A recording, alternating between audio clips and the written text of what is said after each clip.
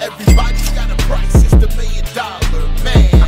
Podcast in demand. Understand, everybody's got a price. $1 million man. Everybody's got a price. $1 million man. Everybody's got a pod, it's the $1 million man. Podcast in demand. Understand, everybody's got a price. $1 million man. Everybody's got a price.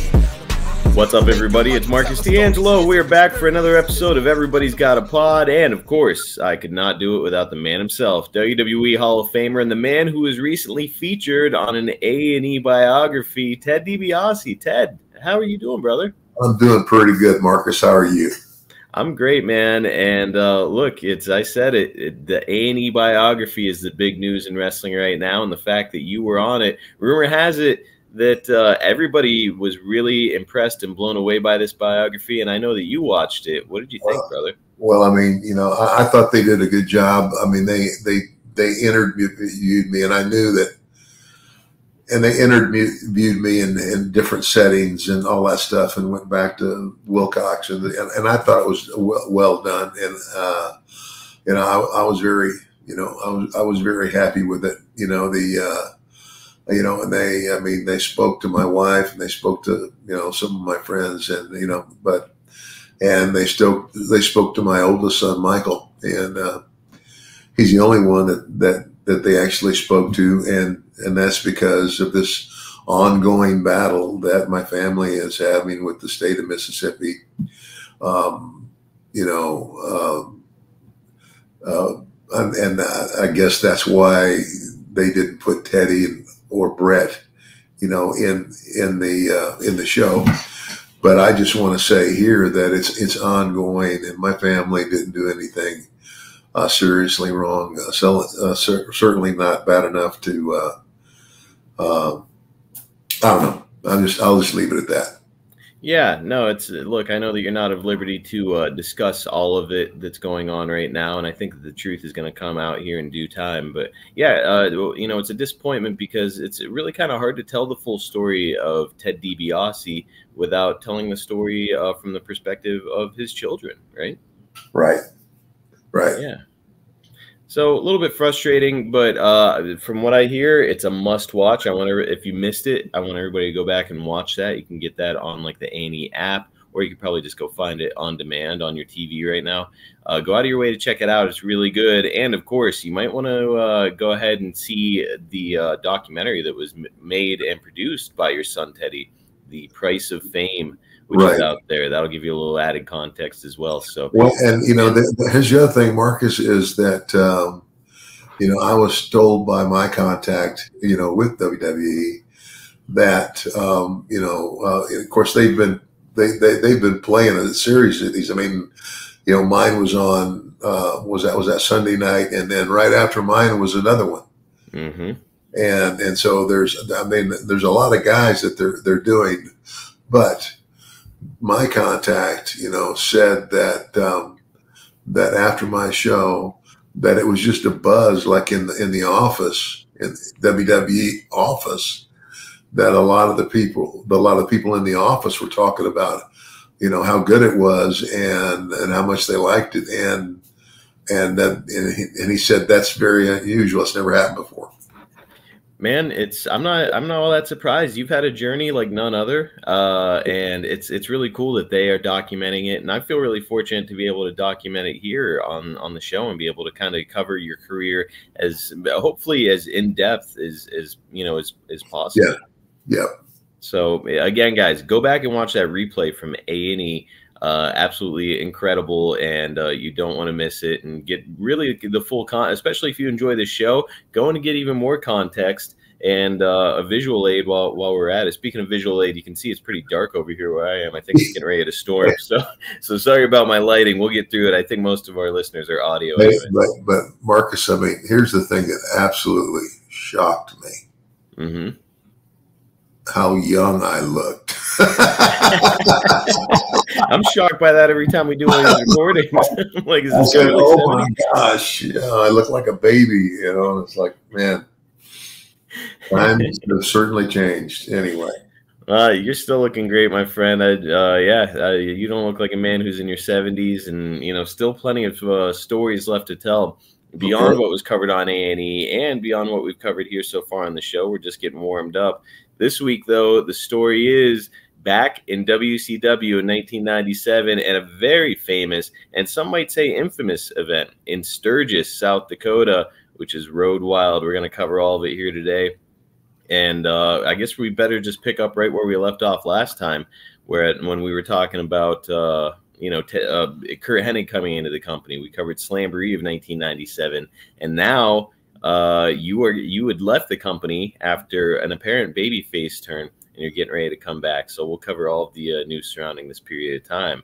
But Ted, we'll start out with a little sad news from this era of wrestling. A legendary figure in wrestling passed away here in 1997. We've got this from the Observer. Stan the Man Stasiak, the master of the heart punch, who will likely be best remembered as a footnote in wrestling historical trivia, passed away at 4 a.m. on 6/19 from heart failure at the age of 60. Man, Stan, what a legendary figure in wrestling history. And, when I read this, it made me wonder, have you had much occasion to be around Stan Stasiak over your career? No, I didn't, but I would put him. I would put Stasiak more in my father's era. Yeah. I think that's when he would have been a big name. And of course, I don't know how young 60 was to die when he died, but to die at 60 now is like shocking to most people. Oh yeah. I mean, life expectancy has gone up. So, it's kind of like, it's like I tell everybody, so I'm 70 years old, and I, of course, there's a whole lot of things that I can't do now that I used to do, but I can, I've got two good legs. I can walk. If I didn't have artificial knees, I could still go out jogging and stuff like that. And I can still go to the gym and should go to the gym. Yeah, times have certainly changed, but even in 1997, to die at 60 is wild. So I think that what it comes down to is guys from that era, they didn't pay attention to hey, maybe I'm eating too much red meat, especially compared to now where guys are so dialed in on their diet and their fitness that it's man, people are going to start living into their hundreds. I do want to ask you, while we're here talking about Stan, he was well known for his heart punch finisher. So was Ox Baker once upon a time. Deb, what do you think of the heart punch as a finish? Should somebody bring it back? Well, yeah, it worked then. It's kind of like, I don't know, you might get that to work. I'm just not sure. But I mean, now, for a finisher, now the people are looking for some wow, Jake's the DDT boom, which, looks really awesome and things like that. I think that's what the fans are looking for, not just going and hitting somebody in their chest. I don't know. That's kind of like iffy for me. I just don't think it would. I don't think it'd get over today. Well, I mean, okay, look at the Von Erichs, the Iron Claw. I was going to ask you that. Yeah, you think that would get over? I don't know. I just not today. Maybe not. I don't know. I think most things, it's all in presentation. That's what I was just gonna say. I think like most things, it's all about how you do it. Like the person who's doing it, the kind of charisma that they have. I don't know. I'd like to see a big guy in wrestling bring back the heart punch. I think it could be fascinating.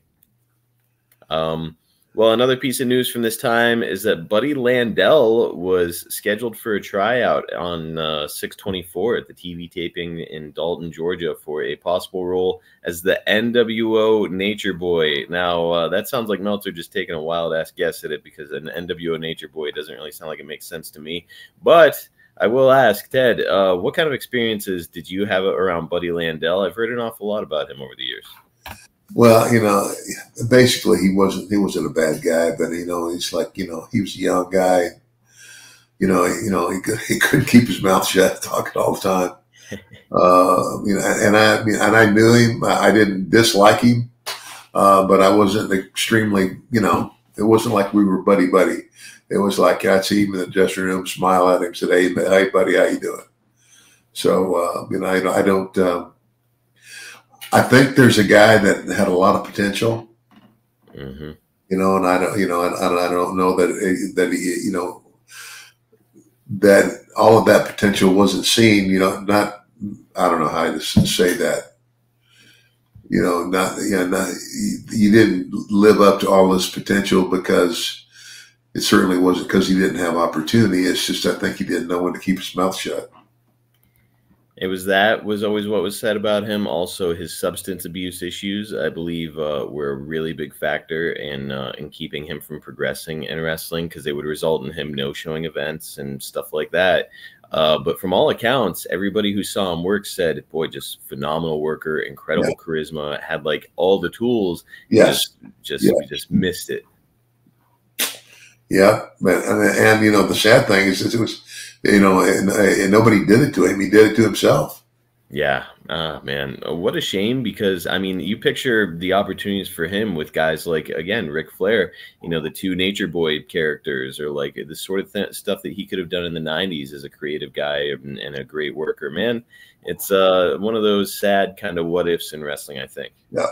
Another debut during your absence from the company is Raven, who is coming into WCW to form Raven's Flock, which is like a group of grunge-style rock heels. Ted, you may have remembered him better as Johnny Polo in the WWF. Very clearly inspired by Jake Roberts. He's got this brooding type promos and the DDT for his finish. And he's developed a reputation up to this point as a hardcore wrestler in ECW, but now he's got a big opportunity on a large stage in WCW with a featured role. Ted, any chance you've got any memories of Raven and his work? Not really. I didn't know him very well, and I wasn't all that impressed with him. Yeah. Okay, was he a decent wrestler? Yeah. But was he a decent person? No. Oh, okay. So, that's one of the things that I've heard, is that sometimes he could have, rub people the wrong way behind the scenes. Yeah. Yeah. Okay. So, it's kind of like, it's not somebody you would want to tell your deepest, darkest secrets to. The rap on him is that, so he's a really intelligent guy. I think he's got like a really high IQ that's been tested. And I think that his thing is that he would kind of always insert his opinion where perhaps it wasn't always desired. Yeah, basically. All right, so Ted, let's get into the big moment. You'd make your return to TV on the August 4th episode of Nitro, and things have changed a little bit since last time we saw you. Let's go ahead and have a look at our only clip this week. Ted DiBiase, you have been gone from the scene for 2.5 months. The last I saw you, you were with the NWO. What are you doing here tonight? Well, Gene Okerlund, I've been on the inside of the NWO looking out. And now I've been on the outside of the NWO looking in. And there's an old cliche that says, sometimes you can't see the forest for the trees. You gotta back up, take a deep breath, and take a look at the big picture, and take a look at what's really important. You know, Gene Okerlund, that I grew up in professional wrestling. Then my father died in the ring in July of 1969, and I vowed then that I would live up to his name and his reputation and become a star in this business. I did that, but somewhere along the way, I lost track of the things that were really important. I got caught up flying around in Lear jets and limousines and being a big wheel. I used to live by another cliche. Every man has his price. But what that is every man pays a price for the choices that he makes. I've made some bad choices. Well, that ends now. The buck stops here. You have seen the error in your ways, Mr. DiBiase. Exactly, Gene. Now, that's a hard pill to swallow. And I don't expect the Steiner Brothers to just accept me on blind faith. I've got to prove myself to them and to everybody else. and we start at Sturgis Saturday. I start tearing down what I helped build in the NWO by ripping the heart out of the NWO and taking the World Wrestling. You're talking about the New World Orders, That's right. Hall and Nash, That's WCW Tag Team That's Champions. right. You're going to start to dismantle them These piece two by men piece. right here know about pride and tradition. They're going to take those titles Saturday. All right, there was your big return, Ted. You almost said World Wrestling Federation there at the end of the promo. It's old habits. Gene caught me. Thank goodness for Gene. Afterwards, I said, "Thanks, Gene." Holy smokes. I mean, after years and years of saying World Wrestling Federation tag team titles over and over again, I'm sure that's a hard habit to break. But Ted, you know, that promo sounded like it was equal parts storyline where you're talking about, you know, the mistakes you made joining the NWO, and also equal parts true to your life where you were saying, I made a lot of mistakes in my life. And here's what happened too, that the public doesn't really know is that, you know, my life at this point is not all about wrestling. Okay. Mm-hmm. Before that, it was all about wrestling, you know, and and that was the most important thing. Now, the most important thing to me is my relationship with God, my relationship with my family, and then wrestling. And so, you know, so being make me a babyface manager, that's fine, do whatever. And I just told him, I said, you might consider turning me babyface because you're going to be seeing me on a lot of, you're going to have me on TV as a heel over here with these guys, and then, they turn the channel and there I am professing Christ as my Savior, so. Yeah, a little disparity between what they're seeing maybe on Nitro versus. Even though most people understood that wrestling is, it's show business. Yeah. But I mean, again, it's all presentation. That's what I always said. I said, even though everybody knows they're watching a show, I'm going to try to make my show, my match, the most believable match on the card. I want to walk away from that ring with people going, the rest of this stuff is phony, but those guys were really trying to go for it. Mm-hmm. No, just very good at what we do. And that was a great babyface promo, Ted. You did a nice job. It is your first time in about a decade where you're a babyface after being one of the most prolific heels ever in the history of wrestling. So the audience up to this point for a decade has been conditioned to believe that you are evil and that all you care about is money. And now all of a sudden you're coming out here and you're a babyface. Were you concerned at all that the audience was going to spit this whole thing out? I really wasn't, because I think it's like anybody. It's like if you're a fan, you hate to see your hero turn bad. That's the worst, is when your hero becomes a villain. Mm-hmm. But when you watch a villain turn to good, I think you love them all the more.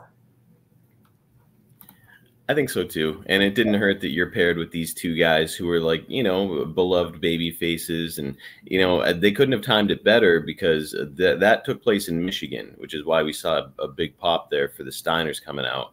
And so like the Steiners are getting a big pop and then they're immediately endorsing you as somebody who's trustworthy and that they like and believe in. So I think that the whole thing kind of worked out pretty well in that regard. What did you think about being paired with the Steiner brothers? Aside from that, just on the surface, like, did you feel like it was a good match? Yeah. I mean, you got to start somewhere, right? And I mean, those guys were, and again, they're both good guys. The other thing is I like them, and both of those guys have amateur backgrounds and are legitimately tough guys. Mm-hmm. Which I also respect because that's what my dad was. Yes. Now, you said it. Steiner Brothers both considered a couple legit badasses. So, we'll just do a quick sidebar here. Ted, if you were walking down an alley about to get into a street fight, you could pick one of the two Steiner Brothers to join you. Which one are you choosing? You know,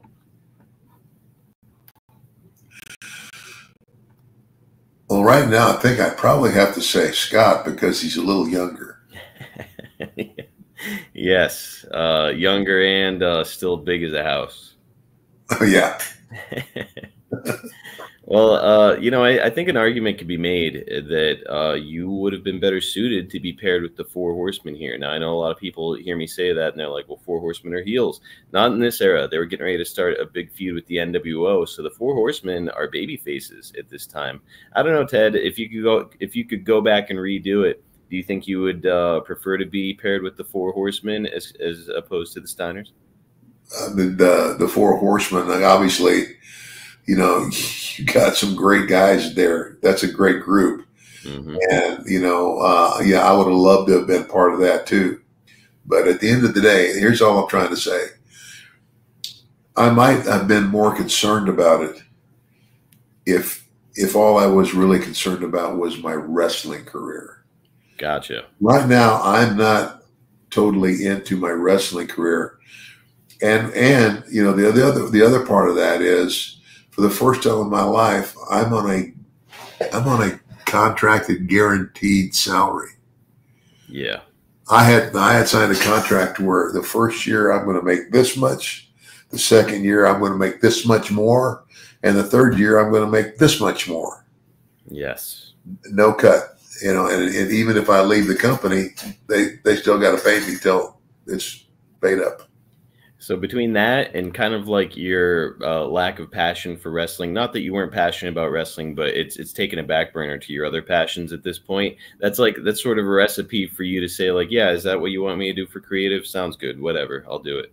And you're just going out doing your job. So interesting position for you to be in here for the first time in your career.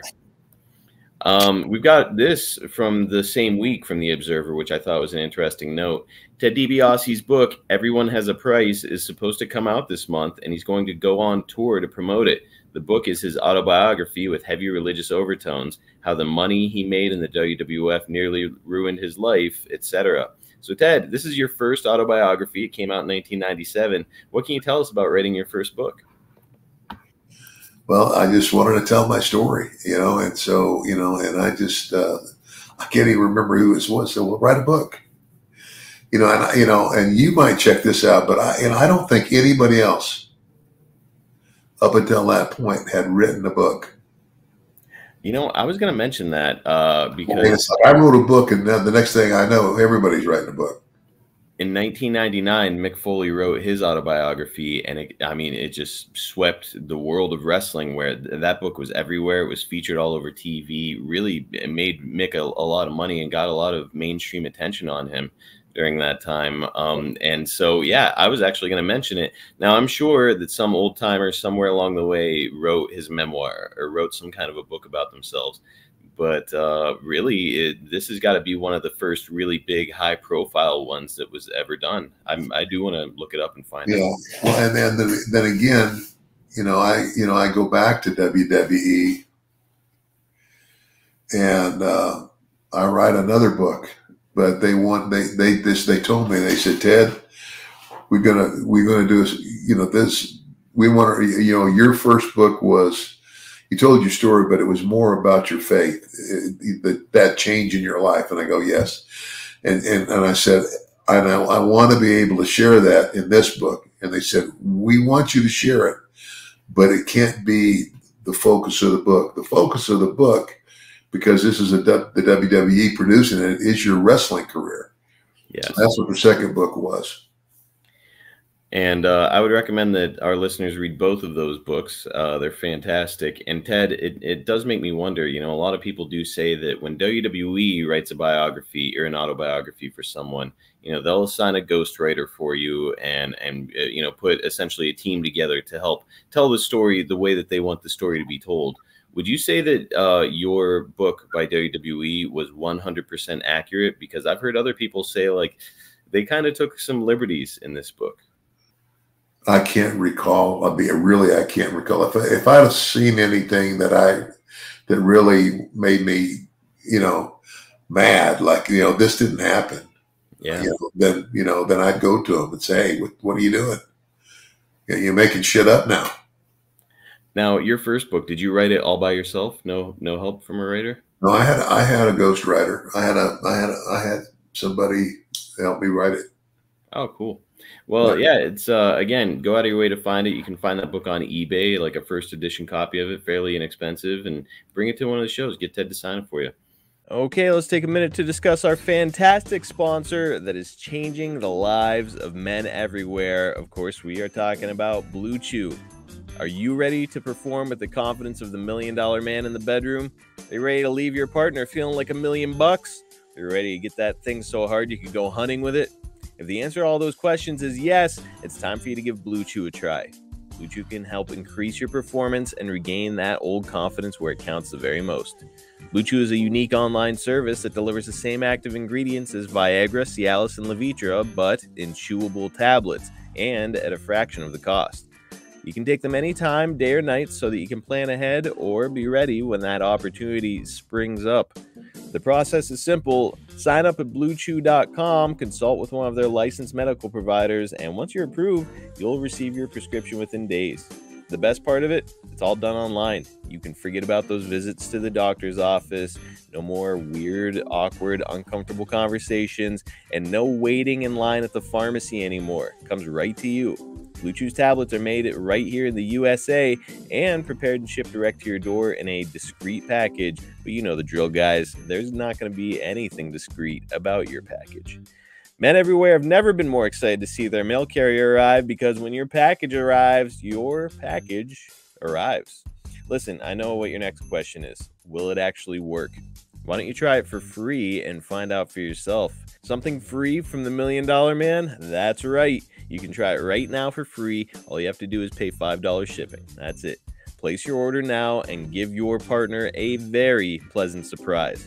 Women are attracted to confidence, and Blue Chew can help give you confidence where it counts. Don't wait any longer. Time to chew it and do it. Take advantage of our special deal. Again, you can try Blue Chew free when you use our promo code EGAP at checkout. Just pay $5 shipping. That's bluechew.com, promo code EGAP, and receive your first month free. Visit bluechew.com for more details and important safety information. And we thank Blue Chew for sponsoring Everybody's Got a Pod. Well, Ted, let's get to our main event this week. It's Road Wild 1997, and it took place on August 9th. And, of course, the setting is the huge Sturgis motorcycle rally in South Dakota. Ted, what did you think about this setting for a pay-per-view? It's like, oh, my God, really? I don't know whose idea it was, but it was a wild one. Did you go out and enjoy any of the festivities in Sturgis at all? No. Probably your safest bet to avoid hitting the bars and restaurants there. I do want to ask you this, though, when it comes to Sturgis. The year prior, bikers were throwing rocks at wrestlers, shouting racial slurs at Harlem Heat, and weren't really reacting to any storyline stuff. Any thought in your mind that it could be an unsafe environment for wrestlers to be around a bunch of aggressive bikers who weren't necessarily wrestling fans? Yeah.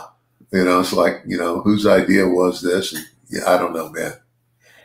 Or, and of course, a bunch of bikers that maybe they would just think, again, wrestling, it's a show. They're going to put on a good show. It's kind of like, it's like the only time it might have gotten serious is if any of them took it serious. It was a good time for you to be a babyface. Nobody's going to be throwing rocks at you. Yeah. Well, the Steiners would come to the ring riding motorcycles, which endeared them to the biker crowd. So you're on foot, as we can see in this photo that you're off to the far left there. If you're not watching this on YouTube, go and tune in so you can have a look at this photo. There's Ted with the two Steiner brothers. They're on bikes. He's walking. Ted, safe to assume that you are not a motorcycle guy. No. Have you ever rode a motorcycle? Yeah. I'm not no great big, I'm not one of those guys. Like I rode small motorcycles. And then the last time I ever rode a motorcycle, I was still in high school. Oh, wow. Okay, so it had been a bit. Yeah. Now, if Bischoff had been adamant that he wanted you to come out on a motorcycle with the Steiners, would you have agreed to it or said, that doesn't work for me, brother? You do it. Yeah, I mean. You'd do it? Yeah, I'd do it. But kind of a missed opportunity on that entrance, in my opinion. That would have been cool. Well, the match itself is interesting, and it's surrounded by a little bit of controversy. The Outsiders will look to be defeated, but when Nick Patrick goes to make the 3 count, Nash is going to pull him out of the ring, and Patrick calls for the DQ. There's a backstory here, which Meltzer outlines in The Observer. Road Wild was ruined before it ever started. The setting was strike 1. The backstage maneuvering was strike 2, and the results of that maneuvering, the lame, hastily put together finishes up and down the show, were strike 3. Booker, Terry Taylor, had put together a show and subsequent bookings for the next couple months built around 3 title changes on the show. Chris Jericho to regain the Cruiserweight title from Alex Wright, which didn't happen. The Steiners to finally win the tag team titles from Kevin Nash and Scott Hall, which didn't happen. And Hulk Hogan to regain the WCW heavyweight title from Lex Luger, which did happen. The fact that some fans knew this ahead of time, which has caused WCW and other promotions in the past to change long-term plans, had absolutely nothing to do with the fact that 2 of the 3 never took place. And the result, that there are cards booked with matches that make no sense and will likely have to be redone. What exactly happened wasn't clear. The belief is that Hall and Nash went to Bischoff and told him that they thought there had been too many title changes of late, and it was ruining the credibility of the titles. At least that's where everyone was placing the blame. On the surface, they have a valid point. Bischoff agreed, which may have been the correct thing to do. The problem was, if that was the case, it needed to have been done before all the plans were made, and the fact that it was Hall and Nash who came to that conclusion at the same time they were going to drop the titles does not give the viewpoint something of a conflict of interest. So, Ted, that was an awful lot to read, but in a nutshell, it sounds like Hall and Nash were supposed to lose those belts, went to Eric Bischoff and said, hey, there's too many title changes. You're killing the credibility of the belts. We don't want to drop the belts tonight. Is there any chance you remember any of this stuff being changed in this match that you're involved in? You know what? It's hard to describe this to you. Again, I was not, I was not real happy with what they were doing anyway. Okay. I mean, just it's kind of like, and again, I didn't know Eric Bischoff until I went there. I mean, the guy who's calling all the shots doesn't know crap about wrestling. Right. Bischoff didn't know crap about the wrestling business. And so where's he getting all his, well, he's got to be listening to the guys, to the wrestlers. And, that's the whole deal. And, but I'm just saying this, I can't contribute a whole lot to this conversation because I was already gone. Mentally, you were out of there. Yeah. I mean, I was already gone. It was kind of like, I was grateful for a 3-year contract, which was a sweet deal that, I said, I'm going to show up and I'm going to do what they tell me to do. And then when my 3 years are up, then I'll be gone. That makes perfect sense to me, where it's like you're kind of mentally checked out. You're not necessarily paying attention to all this stuff that's happening. And you're just going out there like, okay, what's the finish? Cool. And you go out and do your job. So all of that makes sense to me. And again, I didn't, it's like the inmates were running the asylum. Yeah. That's what the deal was. And which made me even more detached. If now if I'd have been physically wrestling at this time, I'd have had I'd have had a whole lot more to say and a lot more input in it. I didn't know any of the background. I didn't know, it's kind of like I didn't know where they were going with all of this. It's kind of like, a good booker goes, here's the end result. Now let's start there and work backwards. You know, not start here and go forward. Let's you know, like let's go to the main event on whenever it is, and let's go back. What should happen the week before? What should happen the week before that?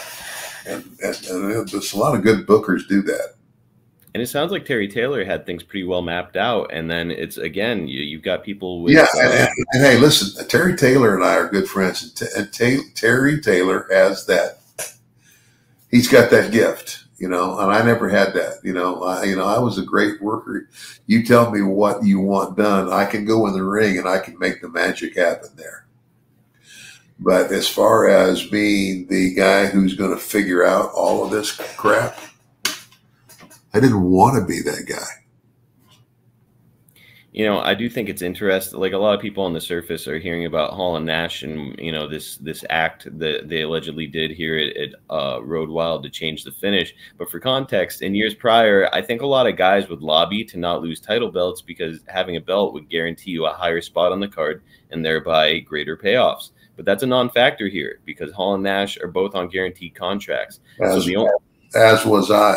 As were you. So in theory, there's no reason to poo-poo the idea of dropping a belt unless you're a mark for the belt, which I don't think Hall and Nash were. So I say all that to ask, Ted, you saw what things were like backstage in WCW. I mean, do you feel like political maneuvering would have been done in the best interest of the company or in Hall and Nash's best interest? Oh. I think it was obviously being done for the best interests of Hall and Nash. Of course. You know, it's like, yeah, you know, it's like, you know, you're in it. You know, when you're not like one of the people calling the shots, then you're in it to take care of yourself. Yeah. And that's it. I mean, it's cutthroat business. Everybody knows that. You know. Go ahead. So, you know, I was very good at letting people know what I liked, what I didn't like. If they said, if they came to me with something, and I said I don't like it, you know, and even Vince said that. He says, you know, we can agree to disagree. He says, but if you disagree, then don't just disagree and say I don't like that. Tell me what we can do different. And the only time that I would, you know, and it hardly ever happened with me, you know, that I would, if I didn't like something, then I would think, well, like, I'd go back and say, well, what, can we do it this way? Yeah, 9 times out of 10 we could. This will be my last question. Yeah, maybe 50-50, but whatever. This is going to be my last question for the week, and then I'll let you go. You know, this conversation is making me wonder, you know, during your territory days, when you would hold a belt, like I said, you know, you would maybe not want to lose that belt, not because you want to carry around a belt in your luggage, but because it puts you higher on the card to hold a belt, and thereby you get more money. So I say that to ask, like, did you ever have any hesitance to drop a belt to anyone back during the days in the territories, Ted, where it was like, man, I'd really prefer to hold this belt so I can keep my spot on the card? Well, not really. I mean, it's because I'll be honest with you, I was never really worried about my spot on the card because it's very rare that I went anywhere after that first year and a half with Bill Watts, or 2 years, whatever it was. And I thank God now that I started my career working for this guy, because I learned so much from Bill Watts. He was one of the greatest minds ever. It was like I knew that as long as I knew I was figured in, because you can't always be in the main event. You can't be the main event every week. You know, it's, you know, and so, you know, sometimes, you know, so like, you know, like you have your run, and then you lose, you know, you lose the championship, you know, and then you may not be in the main event, but you're not going to be the cart, the curtain, what do we call it, the curtain jerker. Right. You're not going to be the first guy in the match. The first match, you're going to be somewhere significant. It's interesting to hear your take on it in the territories. It was such a pirate ship sort of atmosphere back in those days where it's every man for himself. Wrestling is not a team sport where it's like you're an individual who's just trying to get yourself over. And so like where I think a lot of guys would want to say like, hey, I don't want to drop this belt. You were saying like, hey, just put me on the card and I'll get myself over. And you did. So yeah, it's a really, really unique to hear your story here and unique to cover it week after week. This has been a really fun week talking about WCW and a pretty popular pay-per-view series there with Road Wild. We'll continue the story in the next month or so talking about WCW and your run with the Steiners. But Ted, I just wanted to thank you and remind our listeners, you go give us a follow right now on YouTube. It's youtube.com/@everybody's-got-a-pod. We've got short clips. We've got exclusive content over there. Plus, Hacksaw Jim Duggan's podcast, The Hacksaw Hour, lives exclusively on that channel. So you get to hear stories from Jim there. And we've got some other things in the works. So make sure that you go over there and follow us. And this episode is going to be coming out on Friday. And when it does, Ted and I are both going to be at WrestleCon in Cleveland. So if you're listening to this on Friday morning and you're close to the Cleveland area, why don't you get your ass over to WrestleCon? Come on over and say hi to Ted and myself and get an autograph and a picture with the $1 Million Man himself. And by the way, last thing is I want to remind you guys to get over to OneTrueSportTV.com. There's 3 tiers of membership there, and that includes all sorts of great exclusive content. As we're recording this today, I've got a live Q&A with Greg Gagne, and we're going to be covering some fan questions there live. We'll invite fans in, traveling champions in to come on and talk to Greg. And that's something you won't want to miss because we've got a lot of awesome opportunities coming up with other Q&As with not only guys like Ted and Jake and everyone else, but also maybe some guys that aren't affiliated with the network. Like I said, we had Dustin Rhodes on there do a Q&A before. So get over to OneTrueSportTV.com. Become a traveling champion for crying out loud. It's a top-tier membership, but we're less than half the price of our competitors. So get over there, get involved. And Ted, again, I want to thank you for your time this week. Always fun to look back at this period of your career at WCW. Yeah. And thanks, Marcus. And I'll just tell the fans this too. Marcus has done a really good job. I mean, he has gone back and dug into some things, historically for me about parts of my career and my life in the wrestling business that I have even forgotten. And you say, well, how can you forget it? And I said, well, if you averaged out the number of days that a guy wrestled in my era, there are 365 days in a year. I guarantee you that 300 of those days, at least, probably more, I wrestled in a different town every night. And so some of that stuff is hard to remember. And some of it might be because I've just been hit in the head too many times. Well, look, I always tell people because I'll see the complaints online, whether it's you or Jake or whoever, where fans are like, how does he not remember that? And so for context, guys, imagine somebody right now saying, hey, in September 2016, when you were at work, this guy said this to you. How did you feel about it when this guy said it? I'd be like, what the hell are you talking? I don't remember that. It's a job. These guys are just going to work every day. So like all the storylines. And all those people who are going to work every day, they're going to work every day. They're going to the same place every day. They're not getting on a damn plane and crisscrossing the United States. And I mean, I would wake up some mornings in hotels and lay there and go, where am I? And I'd roll over and look at the nameplate on the phone and go, oh yeah, okay, I'm in Chicago. I mean, it was because we were just constantly going. Imagine traveling makes you tired.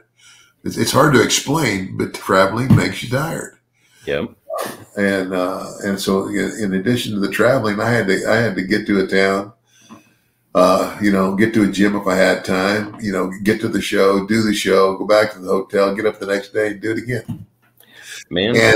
Sometimes it wasn't get on the plane the next day. Sometimes it was, you know, we've got to rent a car and we're going to drive this one in the next 2 days, and then we're going to go back to the airport. Crazy, unimaginable lifestyle. Crazy, you know. I mean, I don't, man. God bless you guys. It's incredible. And yeah, man, I appreciate the kind words about the research I do and stuff, because I take it really seriously. The idea that, you know, 30 years from now, people are going to be going back and trying to find out more about the story of Ted DiBiase, of Jake Roberts, Jim Duggan. And so here we are, we're archiving it and kind of taking a deeper dive than ever before. So yeah, man, I love doing it. I love getting to hear your stories, and looking forward to doing another one next week. Well, thanks, Marcus. And as always, everybody's got a price for the $1 Million Man. Catch you guys next time right here on Everybody's Got a Pod. Hey, and you know, I don't know if you like him or not. Make your money, tell the stories, years of experience. It is always about the money. Right now, you were hearing it. There he is. But I do, and he's gonna win. Paying all the money, telling all the fights, fist drop, $1 million dreams, tell them all good night.